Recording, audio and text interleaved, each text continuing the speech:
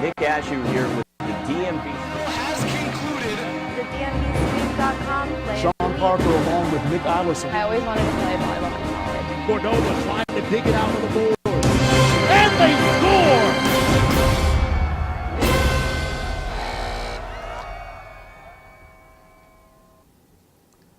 Hello and welcome into a special edition of the Prep Zone on DMVSTREAM.COM. I'm Jeremy Hubert, your host today, as we take a look back at the 2016 spring sports season by checking in with a few members of local state championship teams that took home VHSL state titles throughout the classifications. We'll do all that on the show today. We'll also have the guys from Rebel Run Sports sit down with WT Woodson girls basketball coach Aseem Rastogi. A jam-packed show today. You see on your screen where you can watch it. Lots of places to go ahead and check in on what's going on in DMV high school sports. Well, we'll start this one off by checking in on a chat that I had with Robinson boys lacrosse coach Matt Curran and one of his players, Austin Henry.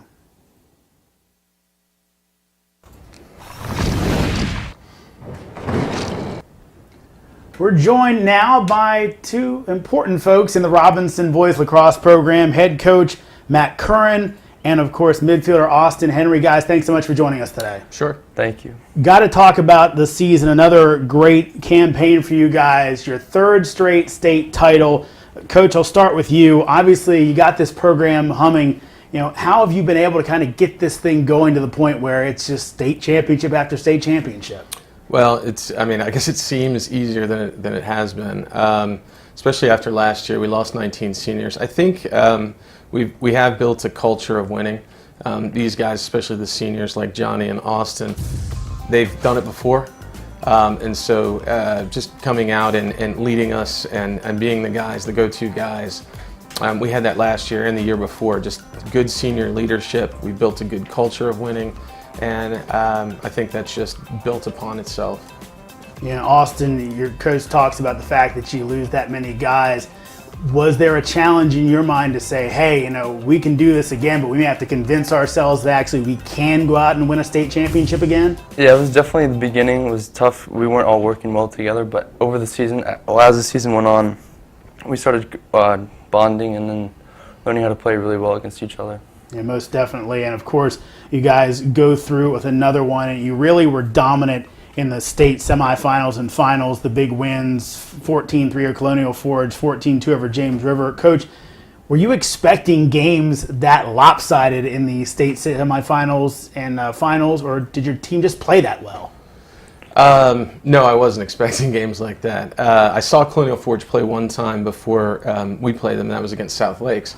To be honest with you, I went to that game to scout South Lakes because my assumption was that South Lakes would go down and beat Colonial Forge. South Lakes came out a little flat, but Colonial Forge looked pretty good, and they ran a zone which we hadn't seen all year. So I was preparing our guys for a good team, and they were. I think it was the first time they had gotten that far. We probably didn't see all that they could bring to the table. Probably a little bit, some of it nerves, etc. I think it just helped that our team had been there before. But no, I wasn't expecting that at all, and our guys just came out and performed. They were ready to go at the first whistle. Most definitely, and of course, what you'd have to talk about this season, I think one of the definite big footnotes, if you will, is the rivalry against WT Woodson. Puts you in some real tough spots, especially the regional final win. Talk about the resolve from your team to be down in that game, I believe, twice, and come back and get that close victory. Yeah, we were actually, we didn't have the lead at all in that game until the final goal. So we got down big time in the first, and then again in the third. You know, basically we kept calm. I knew that we had the ability to come back and score goals in bunches. What made Woodson so tough is their ability to control the face-off and possess the ball. So I just, you know, I challenged the guys in between the third and fourth quarter, like, get me the ball. We can do this. You guys are a better team than what we're showing out here. And they responded. Guys like Austin, who had a huge fourth quarter. Johnny Daniel, who scored the game winner. These guys just, they responded, and it was amazing to see. It's almost like a blur at this point, and I can barely even remember that fourth quarter. I do remember that last goal, though. Yeah, of course. To see that interview in its entirety, head on over to DMVSTREAM.com. Well, now time to check in on Robinson's girls lacrosse team as we bring you a portion of my sit-down interview with their head coach, Liz Case, and their star midfielder, Taylor Caskey.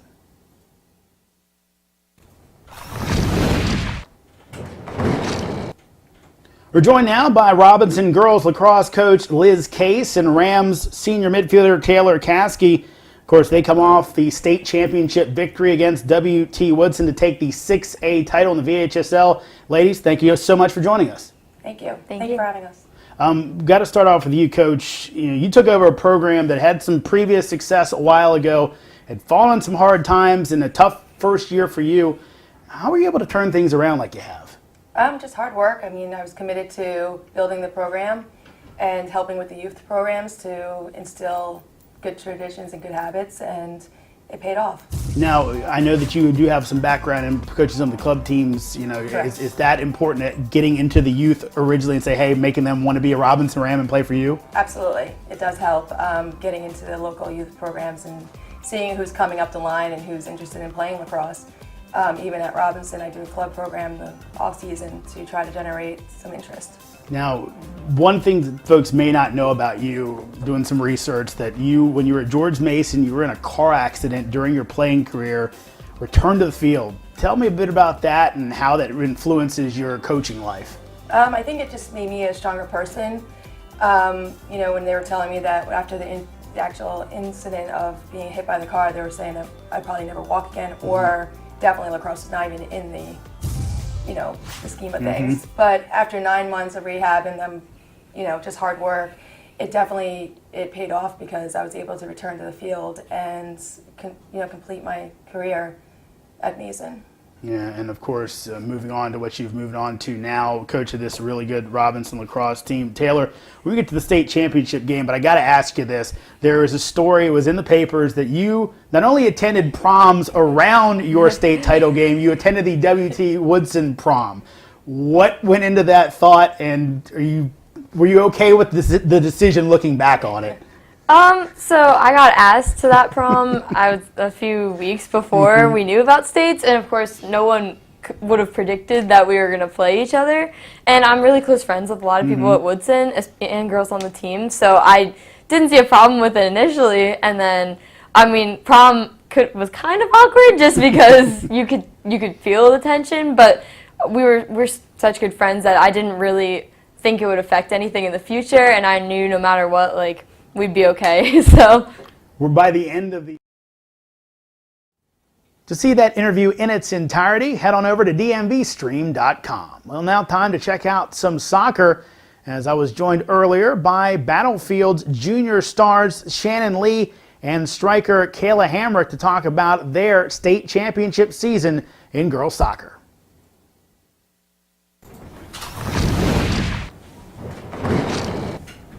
We're joined now by Battlefield junior defender Shannon Lee and Bobcats junior striker Kayla Hamrick. Of course, they won another state championship, beating Cox 4-0 in the VHSL 6A state championship. Ladies, thank you so much for joining us.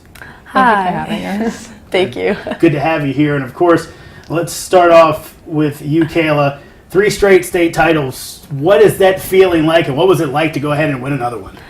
It was just an incredible feeling to have the momentum of the past 2 years, and then going into the third time, it's just the pressure is crazy. It's you have to win, you have to win. There's no backing out, and we did. We brought it all out there. You most definitely did, and when you look at it, the last 2 times you were in a state championship, you went to extra time. This time it was a relatively easy game. Was there a different feeling this time that you weren't wasn't a nail biter? Yeah, there was we had a lot of we were settled throughout the game, and the pressure was taken off. Once we got in the first 2 goals, 2-0 is probably the worst score to have during a game, because once the other team gets one, then they have momentum and they can get a second. But then we pulled out the 3rd goal and so on, and it just brought us down and relaxed, and we could easily find feet and pass throughout the team. Yeah, and obviously did it very well with a 4-0 win. Now, let's look at a grander scale with you, Shannon. You guys have won a lot over the last few years. Yes, we have. How do you stay motivated when you kind of know that, hey, this is our thing? We go out and win state championships. To stay motivated, I mean, we don't really want to lose, but if we do, like, it definitely helps motivate us, like, because we lost to Madison, we lost to Patriot, unfortunately. But those games help motivate us in the postseason, and we were like, okay, like, we have to get our stuff together. We got to, like, win if we want to get a chance at the state title again. So, and then To see that interview in its entirety, check it out at DMVSTREAM.com. Well, we stay with soccer, but move over to the boys' side of the pitch as we bring you this portion of this interview that I did with Washington and Lee coach Jimmy Carrasquillo and star striker Michael Nunez.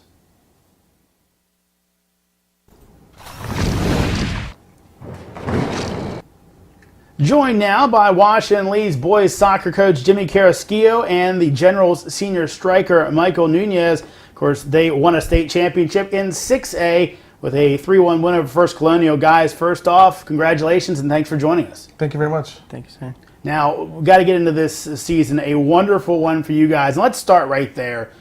You won W&L's first state title since 1977. It seems amazing a school has been around as long. We were talking beforehand, my grandmother went to the school, so it's been around for a while. But how exciting has it been and the reaction you guys have gotten after that victory?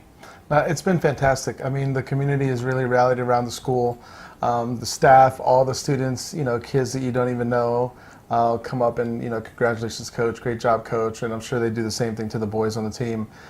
So it's been a lot of fun. It's been a lot of fun seeing all these people. And then people from other schools, from the other high schools also. Arlington is not a big county, so everyone kind of knows each other. And so getting congratulations or calls from them or emails from them has been a lot of fun. Now, of course, one of the guys, you have two really standout players and a lot of good players around him, but obviously the guy next to you had a last two games to remember, 6 total goals in the state semis and the state final. Talk about a bit about Michael's performance in those matchups. Unbelievable. And, you know that he's going to get a goal or two one way or another. He finds a way to do it every single game. But to put up that many, especially on such a high level, the state semifinal and final, what more can you ask for from a player other than that? And he's done a great job. So, he took the team on his back, which is what he wanted to do from the onset when he joined the team. And he's been able to do that and kind of finish off strong how he had talked about. Now, Michael, you missed the playoffs last year with a broken leg. Was there a little bit of extra drive inside you to say, hey, I kind of want to put on a show since I missed this last year? I was just thinking that last year we had a really good team and we could have won states, but I wasn't really, I was mostly thinking about my sophomore year when we lost in the final. Mm-hmm. And I knew we could have, in my head, I always knew we were going to win my senior year. Was there a little extra kind of oomph for you in those last few games, being able to kind of smell that, hey, we really got a chance to go ahead and bring this thing home? Yeah, we were going into every game like it was the last one, because, that's how it was. If we didn't win the semis, there wasn't going to be a final. So I knew we had to put away every chance we had, and we did.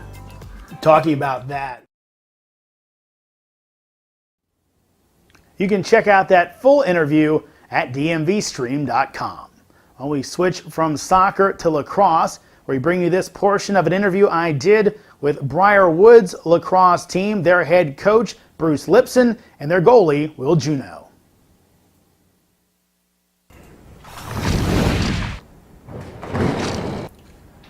We're joined now by Briarwood's lacrosse head coach, Bruce Lipson, and Falcons junior goalie, Will Juneau. Guys, thanks so much for joining us. Thank you for having us. Got to start off with obviously the state championship. You beat Atlee 9-8 in overtime, a thrilling game. But I want to look a little bigger picture. This is a pretty improbable state championship, at least when you look at the record. 13-7 on the regular season. Did you guys believe that you could do this coming into the year? Was there that belief there that this team was good enough to compete and win a state championship? I always felt that this was a state championship caliber team because we had a lot of talent. We've been together for a while. It's 16 seniors. These kids have been playing together really since 9th grade, year-round. And you look at our schedule. We started 7-0, and then we hit kind of a rough patch. But you look at who we played during that period. We played 7 6A teams. And, again, they're bigger, they're stronger, in some cases they're faster. So I wasn't shocked by that. But, these kids have always been resilient, and, we just kept saying, one more game, and they had short memories. And the last game against Stonebridge, I was concerned about what the psyche would be, but they forgot it. We went on, we beat Marshall, and then, anything was possible. It was big, and obviously you get into the state championship game, you win it in thrilling fashion. And Coach, the thing that impressed me was your team blows a 2-goal lead late in the game, but don't fold and manage to come back and win. How proud of you to see your Falcons be able to, again, not fold the tents up after something bad happens and get the win? I felt I was calm. In fact, my wife came over at halftime. She goes, "I can't believe how calm you are." Usually I'm pretty animated. And it was just like one of these things. I just felt like today was our day. We blew a 2-goal lead. We go into overtime. 3 of the kids came over and said, "Coach, don't worry, we got you." And I'm like, okay, let's go do it. Even when we got the penalty called on us, I still felt like this is our day. It's okay. We get the ball, we're going to win. And sure enough, we did. You most definitely did. To see that interview in its entirety, check it out at DMVSTREAM.COM. Well, we head back to the pitch, where we check out this portion of an interview that I did with George Mason boys soccer coach Frank Spinello and defender Nico Ferrara.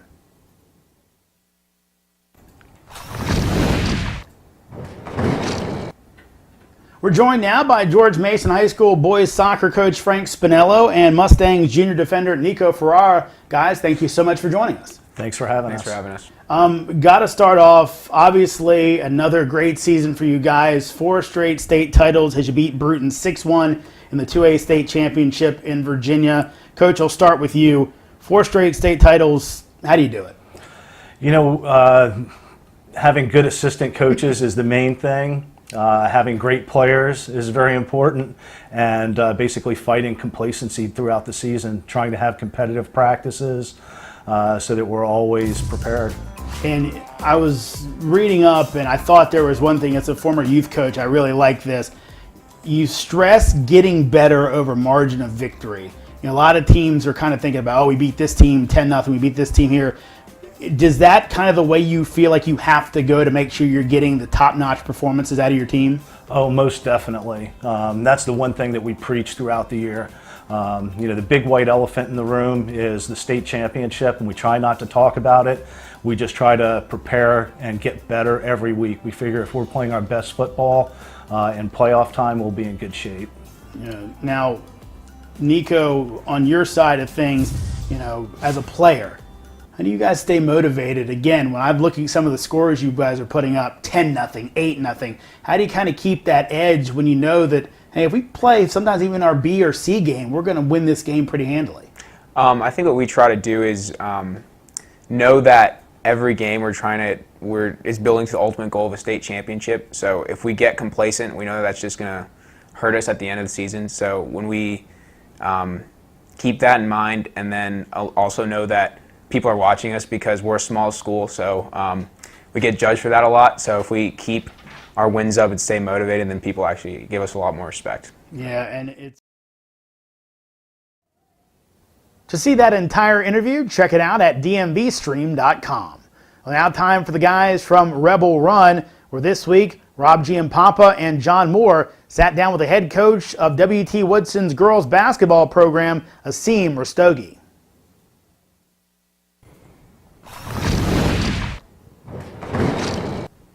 Welcome to another very special edition of the Prep Zone on DMV Stream. I'm John Moore, joined as always Rob Giampapa. We're from Rebel Run Sports. Absolutely. And this week's special guest, WT Woodson girls basketball coach, Aseem Rastogi. How you doing? Doing great. How are you? Good to see you. Wonderful. Great to be here. Let's jump into it. Kind of walk us through the season. We talked to you in the preseason, so curious to see your take on how everything went. For sure. No, and first let me just say it's an honor to be here. I mean, there's not very many opportunities to come and do media, so this is phenomenal. I appreciate what you guys do for Northern Virginia high school sports. So awesome. keep doing what you do because it's great. Our season was, almost as we expected, and we made a lot of growth this season, coming off two seasons where right before I was hired, it was a little bit down, so we had to bring it back up, try to establish a culture, and that's what I feel like we started to do this year. I mean, we wanted to play fast, and we wanted the Chaos brand to really stick, and I think in many of our games it did, and it came down to a couple shots here, a couple shots there not going in, so I feel really good about how our season went. A lot of our young kids got a lot of great experience, both at our freshman and JV levels as well. So we're building a program. That's what we're all about at Woodson, and I think we've started on the right path to doing that. Well, you have a little bit of a different background in getting to this point.